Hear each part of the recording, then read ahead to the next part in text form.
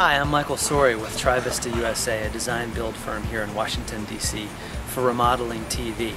We're doing some blended insulation strategies that seem to be working for our clients, where we take batt insulation and spray foam insulation and combine them, hopefully trying to get the best value from the batt insulation and the best U value from the spray foam insulation, and having them work well for our clients. Come in and take a look.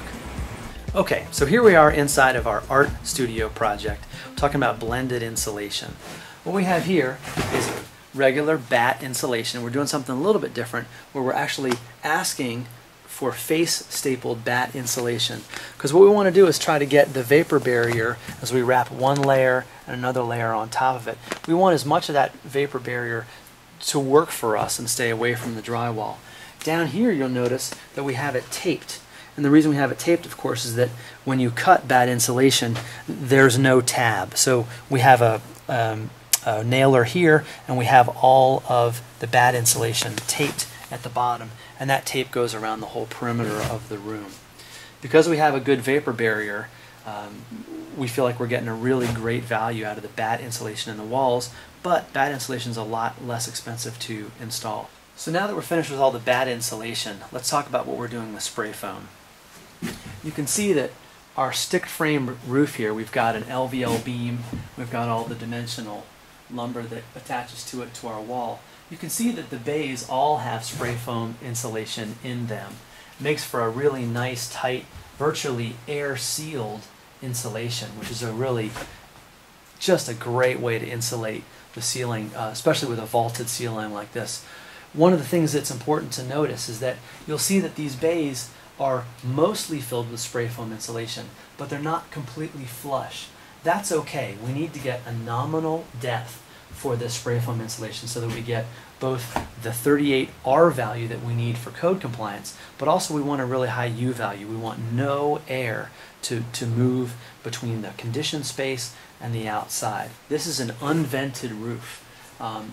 For a long time we thought that venting the roof was the way to go, and we're finding, certainly in our climate here in Washington, D.C., that an unvented roof seems to be performing better. Make sure you check with whoever's installing your roofing material, particularly a shingle manufacturer, and make sure that they support that. There are companies that do not support that. They're not on board with this technology or this approach, so make sure you're checking that out.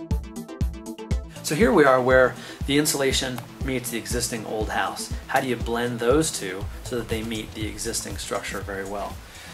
What we have is we have all the batt coming up to where our framing is.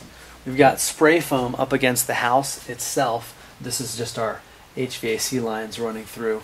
And you can see there's orange insulation up there. That, in addition to where the orange insulation is here, that's all of our fire stopping. Code requires that we try to keep no air moving between floors. So we're really careful with making sure that we have all the fire stopping done. So people aren't asking for this, but just because they're not asking for it doesn't mean that we shouldn't offer it to them. People are going to be looking at our work 75, 100 years from now, long after we're gone. I know that I want people saying about my company that we did great work, the best that we knew how at the time, that we took care of our clients. For me, taking care of our clients means giving them things that they don't know they need. That includes insulation. That means that their energy bills are going to be less. They're going to be a lot more comfortable. They're going to be a lot happier. And they're going to be a lot happier talking about what a great builder they had. And why wouldn't they want to recommend you if you're going to take care of them in ways that they don't even know that you're taking care of them? It seems to me that that's a pretty strong reason to look out for your client's best interest.